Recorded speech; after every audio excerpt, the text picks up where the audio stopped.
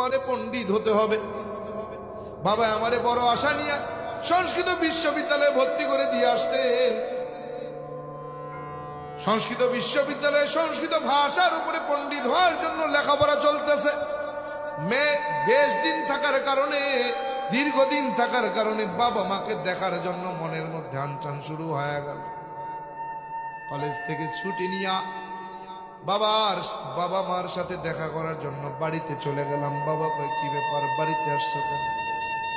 বললাম বাবা আপনাদের দেখার জন্য পরাণটা আনচান করে, আপনাদের দেখা করার জন্য আমি বাড়িতে আসলাম। বলে কয়দিন থাকবা? বললাম 3 দিন।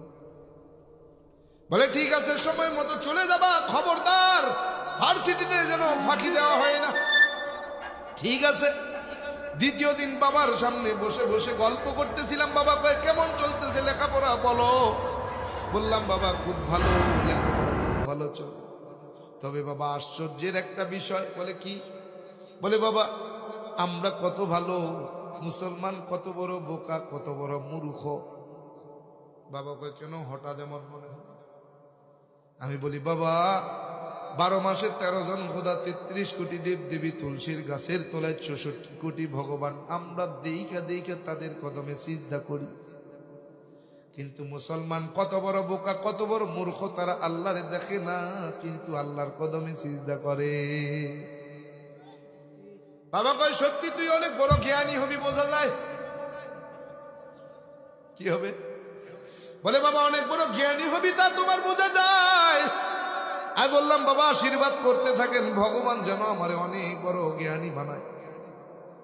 বলে যাও তোমারে আশীর্বাদ করে দিলাম, ভগবান যেন তোমারে অনেক বড় জ্ঞানী বানায়। ছুটি শেষ করে আবার সংস্কৃত বিশ্ববিদ্যালয়ে হাজির। সংস্কৃত ভাষার উপরে ডিগ্রি নিয়ে ফার্স্ট ক্লাস ফার্স্ট অর্জন কইরা বাবার কাছে হাজির। বাবায় ডাক দেখো, বাবা রেজাল্টের খবর কি? বললাম বাবা ফার্স্ট ক্লাস ফার্স্ট। বলে আমি জানতাম তোমার রেজাল্ট এমন হবে, কারণ তোমার জ্ঞান অনেক ভালো, তুমি অনেক বড় জ্ঞানী। তার তোমার প্রথম দিকের কথাই বুঝেছি। আমি বললাম বাবা প্রথম কথাটা মনে আছে? বলে কোন কথা? বলে মুসলমান বড় বোকা, আমরা বড় ভালো। বলে হ্যাঁ। বললাম বাবা কথাটা ভিন্ন রূপ। বলে কেমন?